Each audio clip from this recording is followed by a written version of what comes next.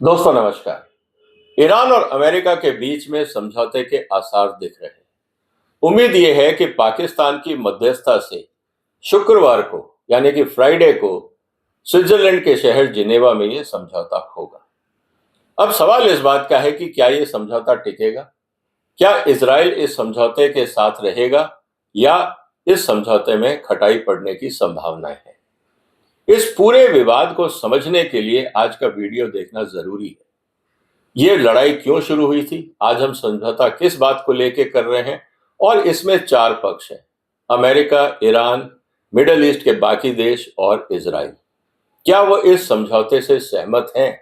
अगर इनमें सहमति नहीं होगी तो ये समझौता टिक नहीं पाएगा। इसीलिए दोस्तों, आज की चर्चा का विषय यही रहेगा कि इसमें ऐसे क्या मुद्दे हैं जिसमें हमें आने वाले दिनों में चुनौतियां दिख सकती हैं।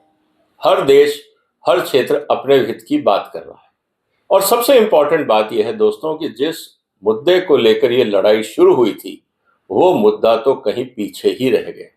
हम उस बात को लेकर समझौता कर रहे हैं जो लड़ाई का कभी मुद्दा था ही नहीं। इसीलिए जियोपॉलिटिक्स में हालात जिस तेजी से बदलते हैं, इस बात से हमें समझ में आता है कि हमें कभी भी सामने वाले को कम नहीं आंकना चाहिए। और ये बात शायद अमेरिका को समझ में आ गई। लेकिन क्या ये समझौता टिकेगा या नहीं, आज चर्चा का विषय यही रहेगा। करीब 21 पॉइंट है। ये मैंने अलग अलग सोर्सेज से, ईरान के स्टेटमेंट जो आए हैं, ट्रंप के आए हैं, यूएस एडमिनिस्ट्रेशन के आए हैं, इजराइल के हैं, गल्फ कंट्रीज से हैं और बाकी जो मध्यस्थता कर रहे हैं जैसे पाकिस्तान, अलग अलग अखबारों के जो स्टेटमेंट्स आए हैं, अलग अलग मंत्रियों ने जो स्टेटमेंट दिए हैं, उन सबको एक जगह रख के मैंने आपके लिए आज की चर्चा का विषय बनाया है। और इसीलिए मैं कह रहा हूं कि ट्रंप और ईरान में सौदा तो तय हो गया है, लेकिन पिक्चर अभी बाकी है। क्यों बाकी है? क्योंकि जब इन सब किरदारों को हम देखेंगे, उनकी डिमांड्स को देखेंगे, तो स्थिति क्लियर होगी। इसीलिए आपसे निवेदन है कि आप इस चैनल को सब्सक्राइब करें और इस वीडियो को शेयर जरूर करें। आप लोगों के बहुत अच्छे फीडबैक आते हैं, लेकिन निवेदन है सब्सक्राइब भी कर लिया कीजिए और शेयर भी करिया कीजिए ताकि आपके दोस्तों को, मित्रों को भी सही जानकारी मिले और आपस में जब आप बातचीत करें तो तथ्यों के आधार पर ही बात हो। अब सवाल इस बात का है दोस्तों कि ट्रंप की ईरान से जो समझौते की बात हो रही है उसमें जो मुद्दे हैं, विवादास्पद मुद्दे क्या हैं और कहां पे समझौता हो सकता है, इसकी हम चर्चा करेंगे। मैंने एक आपके लिए टेबल बनाई है ताकि आर्ग्यूमेंट लंबे ना हो। 21 की पॉइंट्स हैं, इन पे हम फोकस करेंगे। 21 के 21 मैं आपके सामने रखूंगा ताकि आप खुद देख सकें कि यह समझौता टिकेगा या नहीं। इस समय जो सबसे इंपॉर्टेंट बात है वो है सीज फायर को लेकर। अच्छी बात यह है कि अमेरिका, ईरान, जीसीसी स्टेट और इजराइल सब चाह रहे हैं कि सीज फायर हो, लेकिन इजराइल ने कहा है कि भाई सीज फायर तो आप कर रहे हो, लेकिन मेरी मांगों का क्या? मेरे बारे में भी तो सोचो। जिस मुद्दे को लेकर लड़ाई शुरू हुई थी वो तो एड्रेस करो। सीज फायर कोई बुरी बात नहीं है। अब सवाल आता है कि जो मिलिट्री ऑपरेशन हुआ है यूएस और ईरान के बीच में, सब कह रहे हैं, तीन पार्टियां कह रही हैं कि हाँ ये रुकना चाहिए। इजराइल कह रहा है कि रुकने से पहले ये तो चेक कर लो कि हमने पाया क्या और खोया क्या। इसका मतलब इजराइल का विरोध अभी भी जारी है। ओपनिंग ऑफ स्ट्रेट ऑफ हुर्मुज, इसमें सब सहमत हैं। दोस्तों याद करो, यह मुद्दा था ही नहीं लड़ाई का, यह मुद्दा बाद में बना। लड़ाई आक्रमण होने के बाद ईरान ने इस पूरे जो हुर्मुज को बंद कर दिया कि कोई आवाजाही नहीं होगी। और आज मुद्दा इसीलिए जो ईरान है वो कहीं ना कहीं अपना कार्ड बहुत अच्छी तरह खेल गया, इसको समझना हो।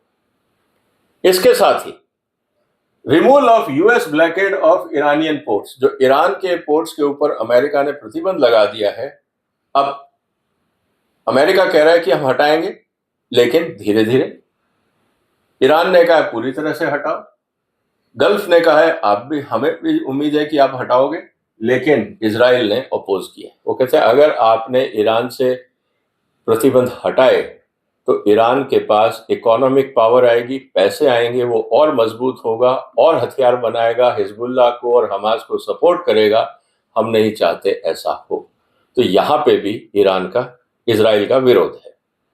रिस्टोरेशन ऑफ एक्सपोर्ट्स, अमेरिका भी चाहता है, ईरान और जीसीसी कंट्रीज भी चाहते हैं कि एक्सपोर्ट हो, लेकिन उनको ये भी पता है कि अगर आप एक्सपोर्ट करेंगे तो ईरान की फाइनेंशियल ताकत बढ़ेगी और इजराइल इस समय न्यूट्रल है। Temporary sanctions and waiver of oil, conditional support, America कहता है हम हटाएंगे, ईरान कहता है तुरंत हटाओ। गल्फ कंट्रीज नहीं चाहते कि ये हटे क्योंकि इससे उनका तेल में कंपटीशन बढ़ेगा, रेट गिरेंगे, और इजराइल का कहना है कि ये मत करिए क्योंकि ईरान के पास पैसा और आएगा, हमारे लिए समस्याएं और होंगी, मिसाइल और ड्रोन वो और बनाएगा, स्थितियां गंभीर हो सकती हैं। रिलीज ऑफ फ्रोजन एसेट्स, करीब $25 बिलियन के एसेट्स हैं ईरान के जिस पे अमेरिका ने कब्जा कर रखा है। अमेरिका ने कहा हम हटाएंगे शर्तों के हिसाब से, साथ में ही ईरान ने कहा आपको तुरंत हटाने होंगे। गल्फ कंट्रीज कोई हाँ कोई ना में है और इजराइल कहता है अगर आप इसको हटाएंगे तो आप ईरान को फाइनेंशियली ताकतवर कर रहे हैं, जो इस क्षेत्र के लिए सही नहीं है।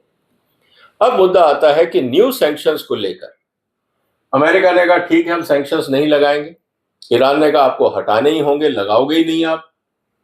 गल्फ कंट्रीज चुप हैं, कुछ नहीं बोल रहे। इजराइल बोलता है कि नहीं, अगर जरूरत पड़ेगी तो सैंक्शंस लगाएंगे। यहां पे भी विवादित स्थिति है। 60 दिन की नेगोशिएशन विंडो, 2 हफ्ते की, सब सपोर्ट कर रहे हैं, लेकिन इजराइल कह रहा है कि पता नहीं ये हिजबुल्लाह को लेकर ईरान ने फिर आक्रमण किया तो क्या होगा। न्यूक्लियर डील को लेकर सब सपोर्ट है कि हाँ, commitment not to build nuclear weapons. Iran तो इनफैक्ट पहले ही कह चुका, वहां पे आयतुल्ला का फतवा था कि हम वेपन नहीं बनाएंगे।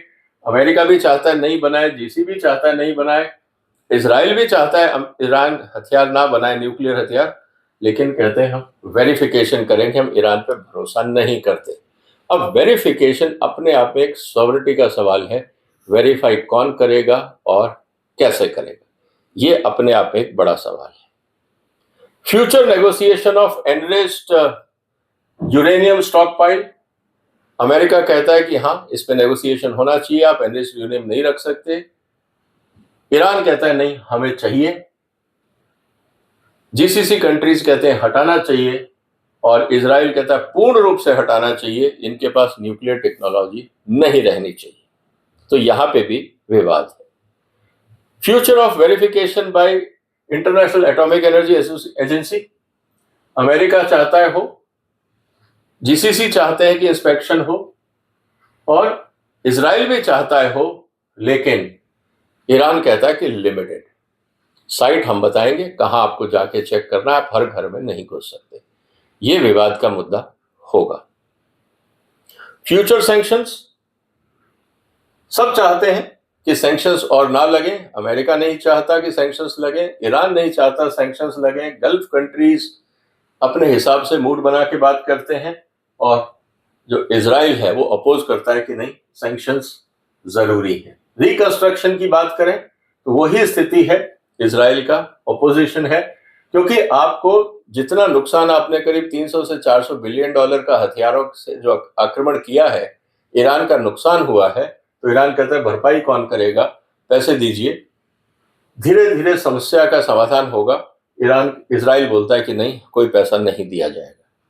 लेबनान सीज फायर प्रोविजंस, सब कहते हैं कि सीज फायर हो, इजराइल कहता है नहीं हो, तो यहां पे भी एक कंट्रोवर्शियल मुद्दा है। हिजबुल्लाह को लेकर भी ईरान का यह कहना है कि हम अपने इंटरेस्ट को प्रोटेक्ट करेंगे, अमेरिका का कहना है कि आप ये समर्थन ना करें, जीसीसी भी कह रहा है आप समर्थन ना करें, और साथ में इजराइल का यह कहना है कि हिजबुल्लाह को पूरी तरह से डिसमेंटल करिए, समर्थन की बात नहीं है। हमास रिलेटेड इश्यूज, इसको भी लेकर अवॉइड एक्सप्लिसिट कमिटमेंट, ईरान ने कहा कि हम कोई कमिटमेंट नहीं दे सकते कि हम हमास को सपोर्ट करेंगे या नहीं करेंगे, ये स्थितियों पर निर्भर करेगा। अमेरिका ने कहा है कि हमास को अटैक बंद करने, इस पे कम करने चाहिए। जीसीसी बोलता है कि हम सपोर्ट करेंगे स्टेबिलिटी के लिए, और इजराइल का कहना है कि इसको पूरी तरह से बंद किया जाए। यही स्थिति हूती की है कि पूरी तरह से जो हूती के अटैक हैं शिप्स पे वो रुकने चाहिए। ईरान कहता है कि हूती के मामले में हम कोई कमिटमेंट नहीं देंगे। ब्लास्टिक मिसाइल का मुद्दा, मिसाइल्स को लेकर अमेरिका कहता है कम हो, इजराइल कहता है पूरी तरह से वापस हो, मिडिल ईस्ट के बाकी देश कहते हैं कम हो, और ईरान कहता है ये हमारी सॉवरेनिटी का मुद्दा है, हम कैसे बात करें।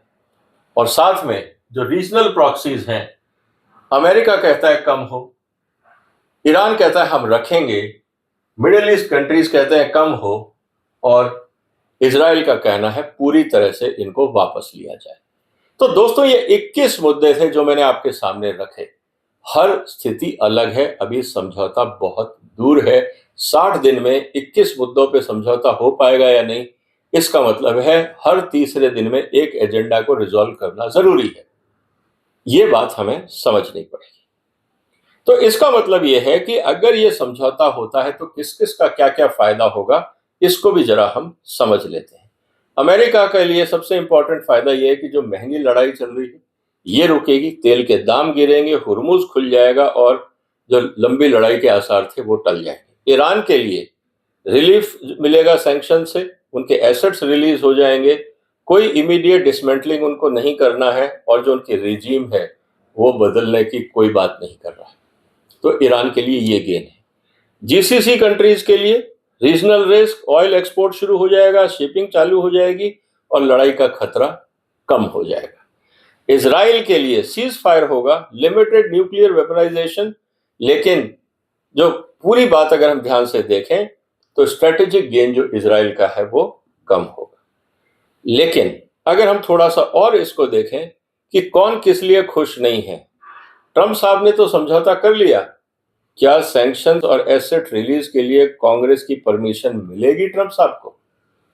ये बड़ा सवाल है। तो अगर 60 दिन में इस पे कोई समझौता नहीं होता है, कांग्रेस की तरफ से कोई डेवलपमेंट नहीं होता है, तो मुश्किल होगी, और मुझे लगता है मुश्किल होगी, क्योंकि चुनाव से पहले कांग्रेस खासकर ऑपोजिशन नहीं चाहेगा कि ट्रंप साहब को कोई बेनिफिट मिले। तो ये एक बहुत बड़ा मुद्दा अभी अटका हुआ है। जहां तक ईरान की बात है, कोई भी गारंटी उन्होंने नहीं दी परमानेंट सैंक्शंस रिमूवल के लिए और न्यूक्लियर रिस्ट्रिक्शंस के लिए, उन्होंने कोई कमिटमेंट नहीं दिया। उन्होंने कहा बात करेंगे तब बताएंगे। ये ईरान का स्टैंड है। जीसीसी ने साफ कह दिया कि भाई अगर ईरान के पास पैसा आया, संपदा आई, तो वो और इन्फ्लुएंशियल होगा, हमारा जो इन्फ्लुएंस है मिडिल ईस्ट में वो कम होगा। तो जीसीसी के मुकाबले ईरान और ज्यादा पावरफुल होगा, इस बात को लेके वो परेशान है। इजराइल की अगर हम बात करें, उन्होंने कहा साहब ना तो आपने न्यूक्लियर बात करी, ना आपने मिसाइल प्रोग्राम की बात करी, ना प्रॉक्सी नेटवर्क की बात हुई, ना रिजीम चेंज की बात हुई, तो हमको कुछ मिला ही नहीं, हम काहे को लड़े थे। ये मुद्दा बहुत सामने आने वाला है। अगर हम इस पूरी बात का स्ट्रेटेजिक असेसमेंट करें दोस्तों, जो जरूरी है जियोपॉलिटिक्स में, अगर हम ये मान के चलते हैं कि ये if the current framework survives the next days, अगर ये 60 दिन में लड़ाई नहीं होती है और हालात सुधरते हैं, तो क्या गेन होने वाला है? सबसे बड़ा जो बेनिफिट होना है वो ईरान को, ना तो रिजीम चेंज हुआ, साथ में इकोनॉमिक रिलीफ भी मिल गया। पहले क्या था, इकोनॉमिक सैंक्शंस थे और रिजीम था वही का वही, अब रिजीम वही है, इकोनॉमिक रिलीफ भी मिल गया। ईरान को सबसे ज्यादा फायदा होगा इस समझौते से।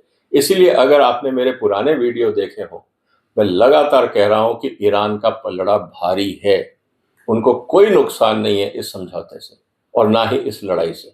हाँ, फिजिकल डैमेजेस होते हैं, वो तो वक्त के साथ भर भी जाएंगे, लेकिन एज ए नेशन उनको कोई नुकसान नहीं। सेकंड विनर जो रहेगा वो ट्रंप एडमिनिस्ट्रेशन, क्योंकि उनको टेंशन हो रहा है, इलेक्शन आ रहे हैं, तेल के दाम हैं, लड़ाई हो जाए, पॉलिटिकल विक्ट्री वो क्लेम कर सकें, अभी उनके पास कुछ कहने को नहीं है, उनकी समस्याएं बढ़ती जा रही। जीसीसी कंट्रीज की अगर हम बात करें तो इस स्थिति के अंदर दोस्तों उनके लिए एक सबसे आराम की बात यह है कि हुर्मुज खुल जाएगा, काम धंधा चालू हो जाएगा, थोड़ी स्टेबिलिटी आ जाएगी, उन पर जो हथियार बरस रहे हैं, ईरान की जो मिसाइल्स आ रही हैं, ड्रोन्स आ रहे हैं, उनमें कमी आएगी या रुक जाएंगे, उनको ये रिलीफ है। सबसे बड़ा घाटे का सौदा है इजराइल के लिए, क्योंकि उनके पास ना तो उनको न्यूक्लियर, ना उनको मिसाइल, ना प्रॉक्सी, उनको तो कुछ भी नहीं मिला। इसीलिए मैं कह रहा हूं अभी पिक्चर बाकी है। क्यों मैं कह रहा हूं? क्योंकि इजराइल की बहुत बड़ी लॉबी अमेरिका में है जो ट्रंप को फंड करती है। चुनाव से पहले अगर हम अगले 60 दिन की बात करें तो अगस्त के एंड तक फिर सितंबर, अक्टूबर, नवंबर, सितंबर का महीना रह जाएगा, अक्टूबर में इजराइल में चुनाव है, नवंबर में अमेरिका में चुनाव है। ऐसी स्थिति में क्या इजराइल की लॉबी अमेरिका पे दबाव डालेगी कि आप इस समझौते से बाहर निकले? इसीलिए मैं कह रहा हूं अभी पिक्चर बाकी है, बहुत कुछ बाकी है। इसीलिए मेरा कहना सिर्फ एक ही लाइन में अगर आप चाहें तो ये कह सकते हैं, US got peace, Iran got survival, GCC got stability, Israel did not get closure. Israel को कुछ नहीं मिला। और यही सबसे बड़ा सवाल है, क्या इजराइल इस समझौते को मानेगा? इसीलिए मैं बार बार कहता हूं कि आप इतनी जल्दी खुश ना हो, अभी पिक्चर बाकी है। और यही कारण है कि ट्रंप साहब को अगर अपनी कुर्सी बचानी है तो वो कुछ भी करेंगे, क्योंकि अभी वो कोशिश कर रहे हैं कि उनके खिलाफ जो माहौल बन रहा है महंगाई के कारण वो रुके, और फिर जब इजराइल की लॉबी काम करेगी तब वो अपना वापस पासा पलट सकते हैं, ताकि कुर्सी बचे, इलेक्शन फंडिंग उनको मिलती रहे। अब देखते हैं दोस्तों क्या होने वाला है। आपको क्या लगता है, क्या इजराइल को दरकिनार करके अमेरिका ये समझौता सक्सेसफुल कर पाएगा? आज बड़ा सवाल ये है। ईरान और अमेरिका में समझौता एक शुरुआत है, लेकिन क्या इजराइल को इग्नोर करके अमेरिका आगे बढ़ पाएगा? ये बड़ा सवाल है। जो भी आपके विचार हो कमेंट बॉक्स में लिखिए, इस वीडियो को शेयर करिए, इस चैनल को सपोर्ट करिए, सब्सक्राइब करिए। फिर मुलाकात होगी एक और महत्वपूर्ण मुद्दे के साथ। तब तक अपना ध्यान रखिएगा। फिलहाल वंदे मातरम।